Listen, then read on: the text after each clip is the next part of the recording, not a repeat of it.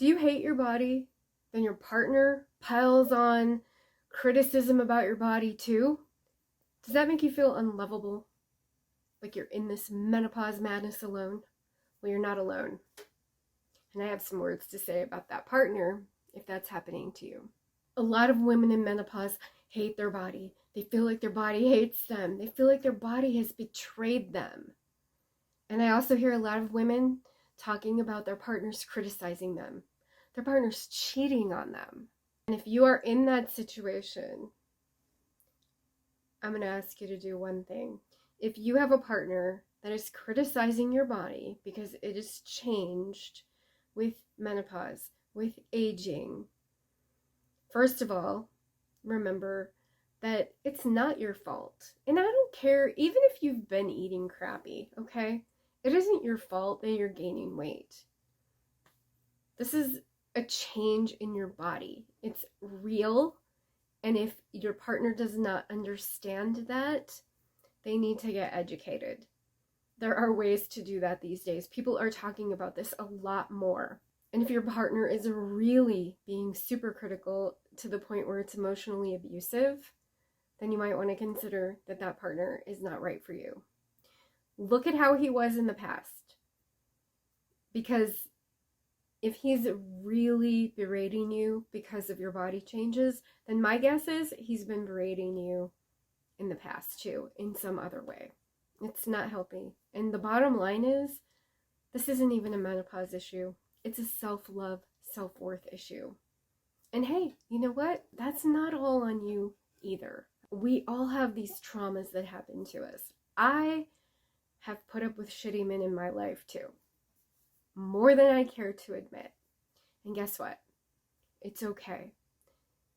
There's no blame here. It's just take a really good, hard, honest look at your relationship and what's going on. If you have somebody that's actually being emotionally abusive to you, then you need to get safe. You don't deserve that. You deserve to be loved for who you are on the inside. The outside, it doesn't even matter. It's not important. That's not who you are. It's just the vehicle that you're using to get through this life right now.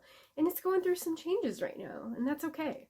So if that's you, take a good hard look. Consider what you really want your life to be like. And be real honest with yourself. Now, I'm not saying throw the baby out with the bathwater here. If you have a partner that just doesn't get it, that isn't understanding, and you want him to be more understanding, then maybe it's time to have a heart-to-heart. Everybody's different. It's all different situations.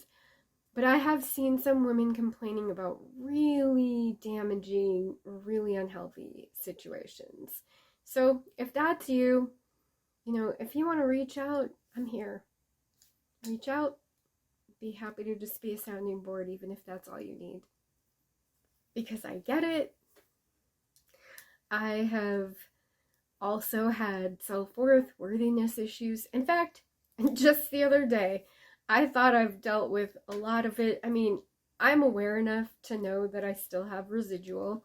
I was just doing a release technique the other day, and the emotion of literally worthlessness came up. And it did surprise me a bit, because that seems very, very specific. It seems very strong. It didn't feel super strong. So what I felt like is that it was just a really deep-seated seed. It was some root that didn't get pulled.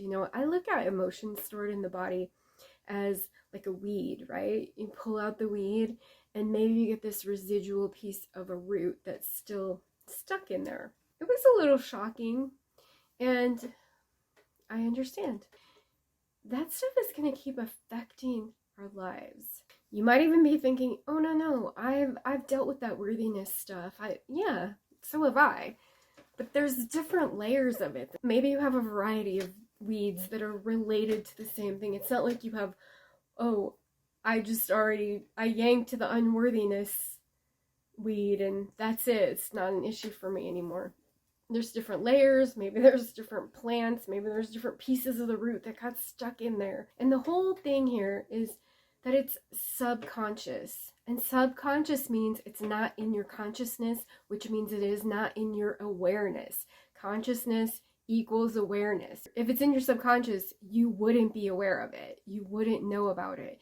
You have to go looking for it. And even then, sometimes you just don't see it. You can only tell when you start relating the results that are going on to what's in your subconscious. You can start to detect that, oh, okay, something's there. Or you learn different techniques, which I've learned, that help uncover what the emotions are and what's behind it sometimes, where you can tap into your subconscious. You can reach in there and dig it out. Okay, so that's what I did when that worthlessness came up.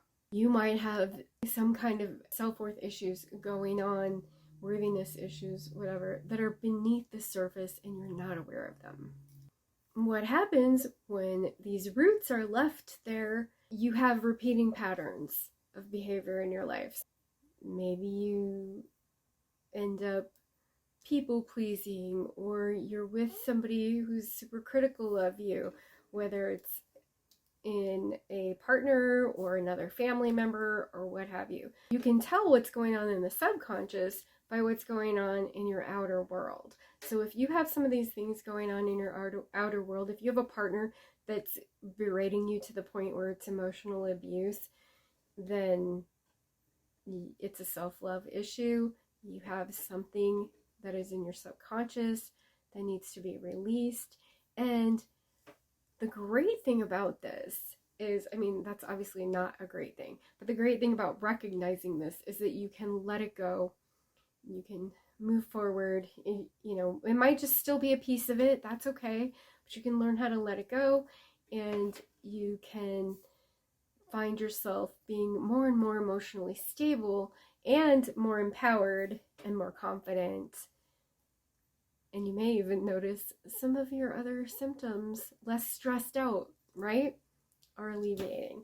So if you're interested in learning more about that, or if you just need a sounding board, let me know. You deserve to be loved for who you are on the inside, no matter what's going on with your menopausal body right now.